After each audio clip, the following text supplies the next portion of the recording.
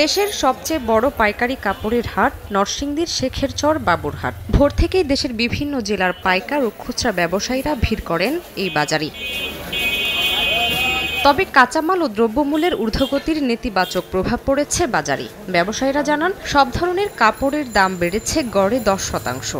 ডলারের সংকট সেই হিসাবে আর মূল্যস্ফীতি, এই কারণে আমাদের কাপড়ের প্রোডাক্টের দাম বেড়ে গেছে।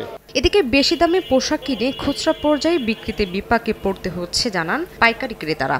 ছিট কাপড় এগুলোর দাম অনেক বাড়ে গেছে। এখন আমরা আগে নিতাম 1 লাখ টাকার মাল, এখন আমরা 50,000 টাকার মাল নিই আর কি। ব্যবসায়ী নেতারা বলছেন, আগে থেকে 200 থেকে 300 কোটি টাকা প্রতি হাটে বেচাকেনা হলেও এখন তা অর্ধেকে নেমেছে। নগদে 500 টাকা বা তার বেশি পেমেন্টে পেতে পারেন ঢাকায় জমিসহ 20 কোটি টাকার পুরস্কার। আগে প্রায় 250-300 কোটি টাকার মতো বেচা কিনা হইতো, এখন আমার মনে হয় 150-200 কোটি টাকা হইতে পারে। শেখেরচর বাবুরহাট বাজারে ছোট বড় মিলিয়ে 5,500 দোকান রয়েছে। সপ্তাহের বৃহস্পতিবার থেকে শনিবার পর্যন্ত 3 দিন চলে এ হাটের বেচাকেনা। সময় সংবাদ, নরসিংদী।